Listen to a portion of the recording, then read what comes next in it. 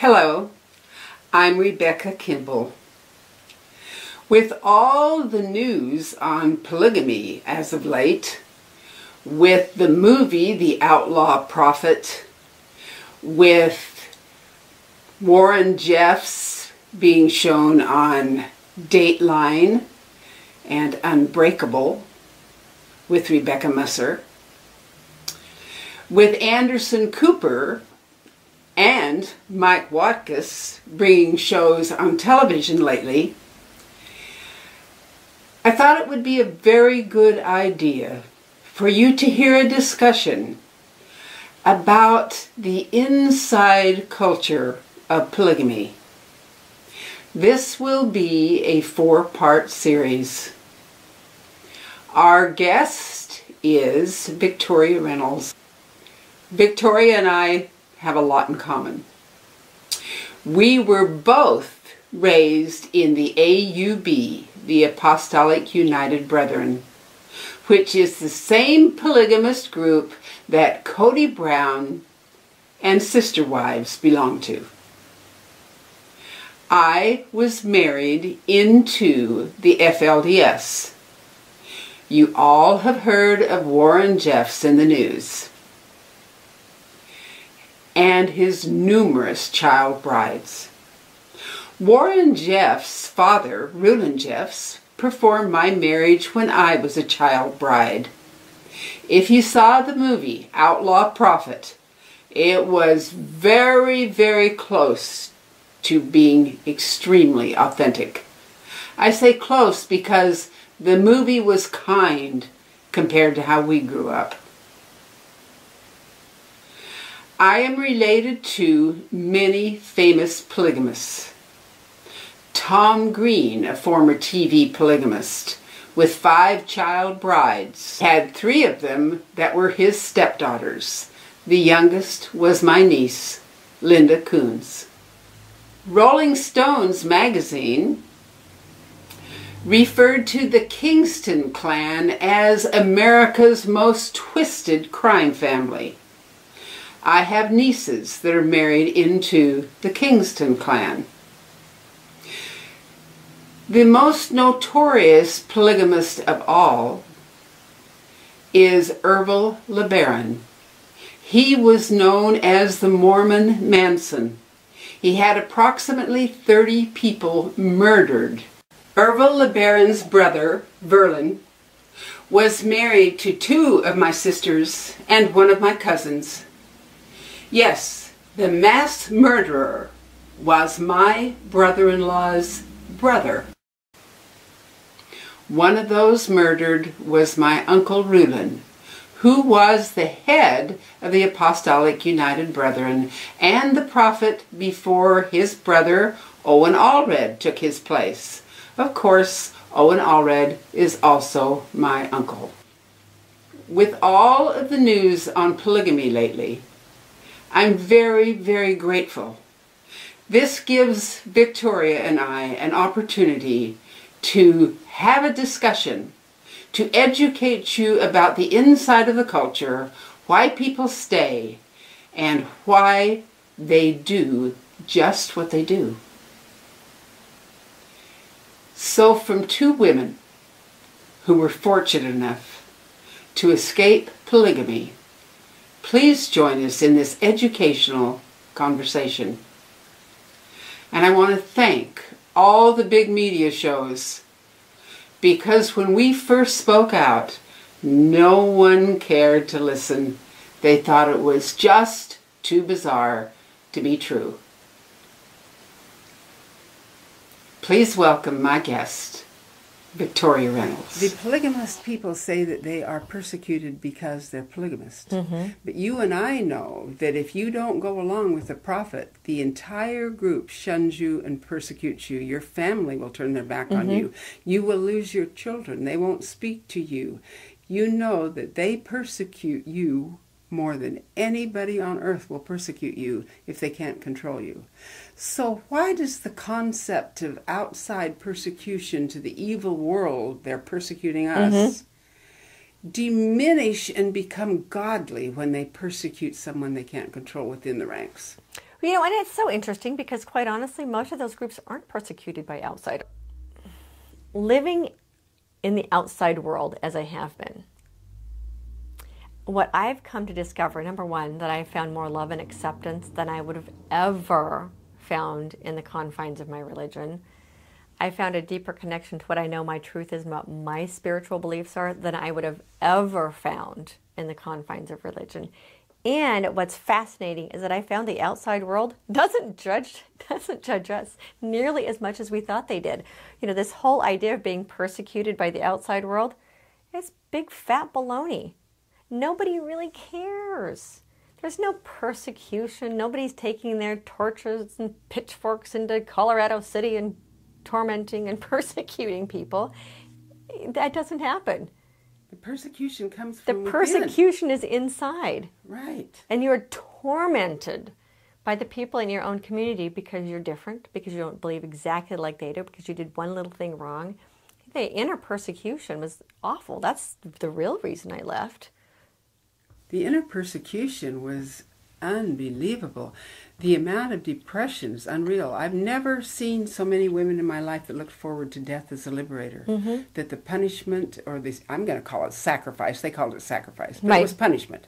It was punishment. My mother was not my father's favorite wife. She lived a horrible life. She was at the bottom of the totem pole and a servant and a slave for everybody. We lived in extreme poverty, and she looked forward to death as a liberator. She died in her 50s, and she wanted to die. She didn't commit suicide, and and that's a capital sin. You'll be damned forever. But she held herself proud that no matter how bad it got, she never committed suicide. But she died young. So what's interesting is that the number of women that are on antidepressants. The antidepressants are it's huge. Like all the women in those communities are on antidepressants. It's like a miracle pill. It suddenly makes life livable. It's interesting how many of those women are drugged by their husbands when they get out of control. I could certainly see that. You can't have a woman that has an opinion of her own. And if they can't beat them and they're out in Shore Creek or someplace where the public doesn't see them, they will drug them if they're living in town. And there's a lot of polygamous families. Not everybody does this, but it's common. Right. There's a lot of polygamous families that might be the people next door. You don't know what goes on in that house. Right. Because giving the world a godly face of love is mandatory for your salvation. Well, and you know what, though, what's fascinating is I really think that exists outside of polygamy as well. How many people behind closed doors have horrible relationships and in the name of their own faith put on a facade, go to church every Sunday, everything's fine. I want to kill that SOB. You know? Because we put on this face that everything is fine when inside they're dying. I think that happens more than in that particular culture. I think it's a disease. It is. It's a big social disease because our culture makes us believe that if our family isn't perfect, the woman's responsible for the climate of the family, and responsible for raising the children. If she doesn't raise them right and they go wrong, it's her fault. Right. And all the responsibility of that family falls upon the woman. So if there's something wrong at home, it's got to be her fault. So how can she tell anybody there's something wrong at home? Yeah, and what's really funny is it even comes down to the old quote, if mama ain't happy, ain't nobody happy. Which ultimately, you know, if mom isn't happy, she makes very well known that she's not happy, and everybody else knows mom's not happy. Okay. And yet there are a lot of families and a lot of cultures where even if mom isn't happy, she's not allowed to tell anybody. She just has to buck it up and suck it in. Yes. For the face of the family. Preserve the family's dignity. Women are taught that they must not see the elephant in the living room, that they must not see the abuse and the mistreatment and the lack of any inequality, or they are not good women. What is this concept that a good woman sees no evil, hears no evil, speaks no evil, even if she's up to her eyeballs in evil? Well, I think she sees it, and she's not allowed to acknowledge it. Right. Even though everything inside of her is screaming, this is what's really happening. Right. There's a part that says, "Oh, well, I can't I can't see that. I really blind to what's really happening, even though her inner guide, her intuition, inner guidance, whatever your name is for that, is telling her this is what's really going on. She can't see it. And even if she does see it, she's not allowed to tell anyone. I mean, how many women go to the minister and say, my child's being molested, and the minister says, don't tell anyone. Don't tell anyone. Right. Or, you know, she'll go to the minister and say, my husband is beating me, and he'll say, well, why don't you go home and be a better wife and not upset your husband? Right. Or you'll tell a family member that your child's being molested, and the family member says, don't cause waves in the family. Just, you know, shut it up and don't tell anybody because you'll make the family look bad. Right. So all of these secrets that women are told they have to hold within themselves in order to save the face of the family, even if it's killing them to keep it quiet. That concept of not letting anybody know that the child's been molested or being molested, that happened right in polygamy with our own relatives. And when it was reported to the prophet, he said, don't ever tell anyone that. It will be your fault if that family falls apart and those children are taken away and put in foster homes. You will be responsible for the destruction of that family. Don't you ever mention it. That's a fact. He's outside of that culture, just in regular society. I've talked to women who were told exactly that.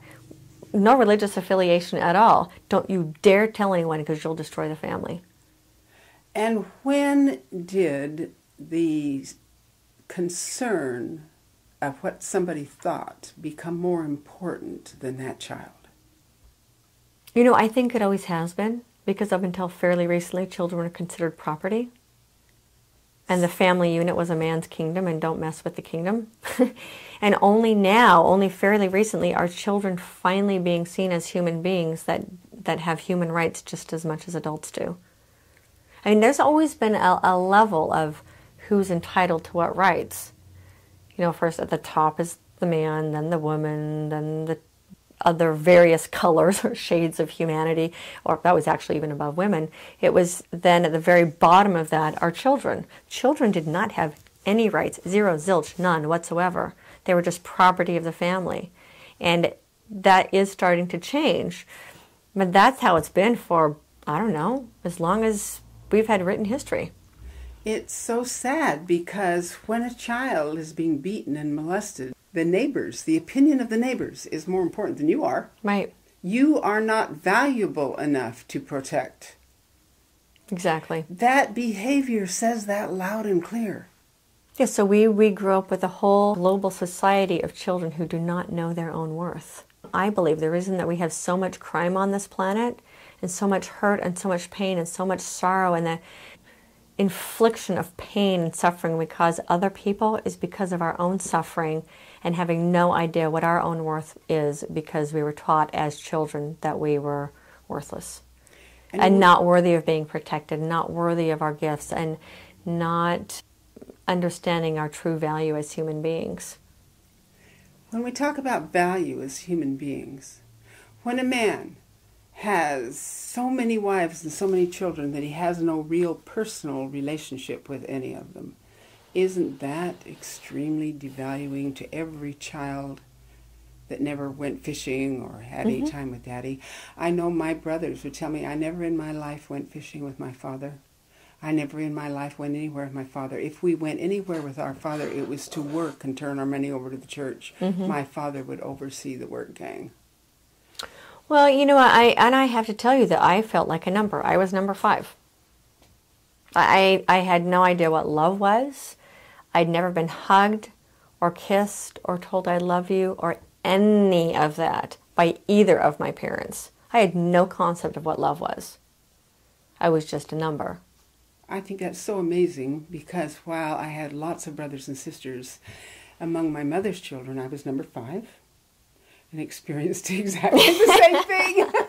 So for me, that's discovering the difference between fear and love is just that it's opened my life up in a way that I never in a million lifetimes could have imagined, because now I know what love really is. And I didn't know any of it as a child. I had no concept at all. And even the love between men and women I didn't see. Because women just grew up and got married, and you would see a girl from a family, and then the next week you would see her sitting with another family and be like, okay, obviously she got married. You didn't ever, there was no courtship, there was no romance, there was nothing. A woman just went from living with her family, a girl, went from living with her family to somebody else's family. You saw that exchange. So I had no idea what love was. I didn't see it in my home, I didn't see it in my community, I didn't see it in the relationships around me. I had no idea. I asked my mother about love, and she said, if you marry for the principle and you live God's laws, love will come. Right. I don't know where love was, but it just didn't get around to coming. Yeah. Oh, it's like the arranged marriages. Even not even in that particular culture, if you look at arranged marriages, even around the world, the belief is, well, this is, marry this person, and eventually you'll learn to love him. I think in some cases it's the kind of love that a captive eventually has for their captor. Exactly. The Stockholm Syndrome. It is the Stockholm Syndrome. Polygamy is the Stockholm Syndrome. Yeah. Yeah. You can't separate love from need. Right. And so the need makes you compliant and appreciated for whatever you can get, and they interpret that as love. Mm-hmm. And so the one who needs compliance and needs safety, can't get it anywhere else, becomes benevolent to the captor and interprets that as love, because it's easier to get along with them if they bring in admiration and compliance, because they can't get away anyway. Right. So eventually you just let your guard down and just allow them to control you and be nice and don't make any waves. And when you do that, hopefully you won't be in so much pain. Exactly. Right. This is what we see everywhere in polygamy. If the public really knew just how wonderful polygamy is. But look at the shows, they had Big Love, Sister Wives, Love Times 3. Mm-hmm. Brady Williams just declared bankruptcy with Love Times 3 and all those wives. Well, it doesn't surprise me. Well, you can't keep up the facade of taking care of all those families. Not even with the TV show. Exactly. Even with the TV show, he managed to get out of the legal financial responsibility for his children. Right, and that's ultimately what a lot of them try to do. That's why your dad never had his name on any of your birth certificates. As long as his name wasn't on anything, he wasn't financially responsible. So who supports these huge families? The American people. Your tax dollar. Your tax dollars. And your tax dollar supports more than Aid for Dependent Children, WICA, and etc. It supports the schools we weren't allowed to go to. Mm-hmm. Like that big school Warren closed, all government funded, built on his property, the church property. And he kept and pocketed all that money. Yes, they had, I believe the papers were, they had 3 employees for every student that went to that school. So when the school closed, all those 3 people got unemployment on top of that. Mm-hmm. There's a huge financial breakdown that's mind-boggling. He had a contract with Homeland Security for $1.7 million, and it was carried out in child labor. Homeland Security, Warren got that. Mm-hmm. Oh, yeah, the FLDS got great contracts. Another one of the contracts they had was to make the O-rings for the space shuttle program. Yeah. They give huge government contracts, and the reason that they can is because they have child labor and because it's a community of men all working together. They can undercut anybody. They can come in with the lowest bid on anything. And they did. They broke several. And they pay whatever wages they want to whoever they want, and they can pick up government contracts because they can. But the child labor wasn't paid. Only the overseers were paid, the men controlling things. And some of them weren't paid because they had to do it for God, because the church owned their house. And if they displeased them, the church would own their wives. They'd be given to somebody else. Right. Well, and what people don't realize, I see this discussion all the time. Why is polygamy illegal? Polygamy should be legal. Why should the government control how marital relations? And President Abraham Lincoln was the one that made polygamy illegal. People don't understand that. See, he saw it as a form of slavery. He called it the twin relic with slavery. Yes. And that's the reason it's illegal. And polygamy isn't the same as open marriage. People are using the term polygamy as the newest term for an open marriage, and that's not what it is. No, it isn't. You know what? They called it swinging in the 90s and open marriage in the 2000s. Polygamy is just the new in word for it. And it's very, very different.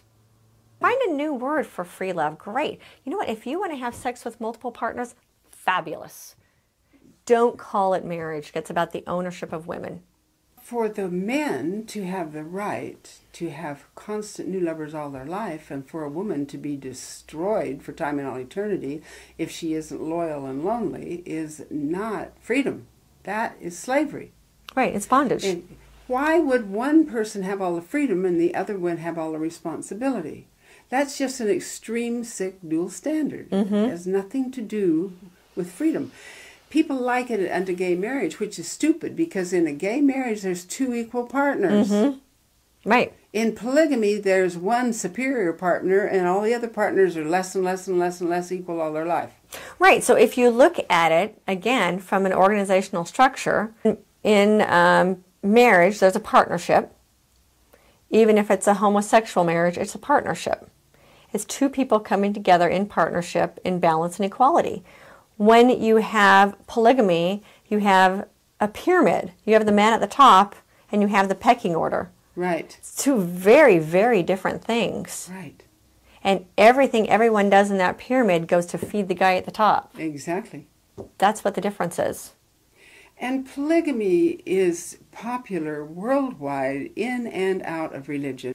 These women having these children on welfare aren't necessarily confined to religion, but they are confined to the control of a man. Right. That isn't supporting them. Yeah, and this FLDS Mormon brand of polygamy, it has nothing to do with the Mormon Church, obviously, but that's kind of what it's become known as, isn't the only polygamist group that's doing this. Oh, no. By any means. Its misperception is that it's only fundamentalist Mormons. And there are fundamentalist Christians that practice polygamy. There's fundamentalist Muslims that practice polygamy. And fundamentalist Jewish. And fundamentalist Jewish. It's, And there's a whole... I think the problem personally sounds like it's fundamentalism. But there's nothing fun about that mentalism. There's a whole realm of guys that just sell drug on the streets and claim no religion that practice polygamy. They got 10 baby mamas. That's true, and those baby mamas get their welfare checks and turn them over to their pimp. Yes, and if they don't, they're going to get beat up. And nobody interferes because, oh, well, that's just the ghetto. Since when was it, oh, well, they're just polygamists? Oh, well, it's just the ghetto. Oh, well, it's just poor people.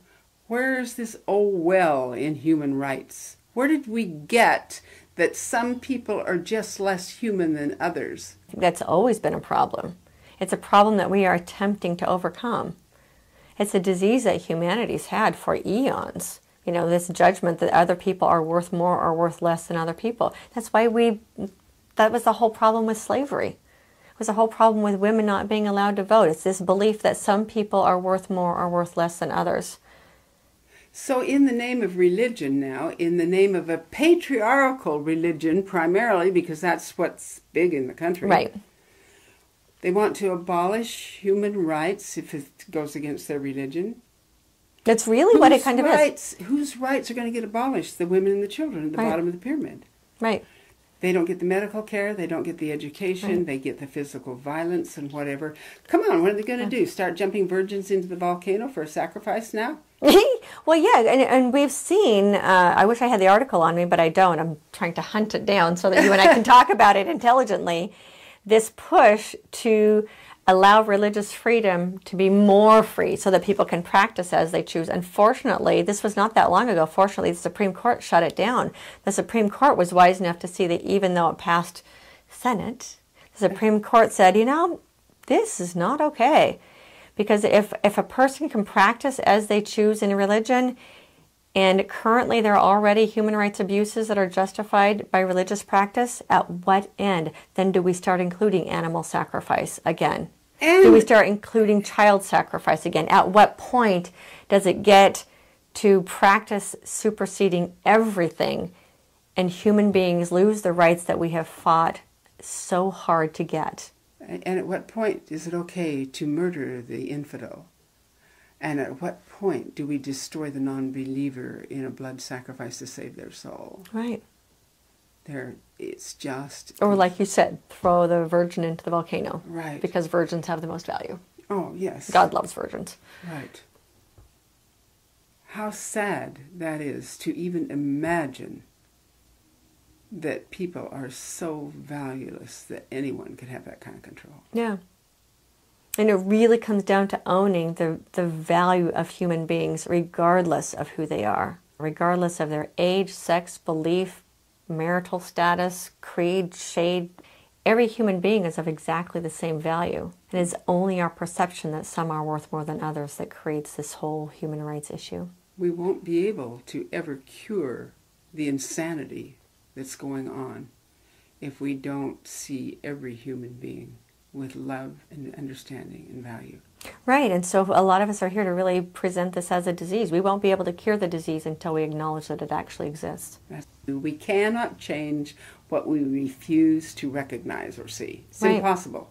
And we need to recognize and see that every single human being has a right to make choices and to be responsible for the choices they make. Right. And they need teaching and guidance.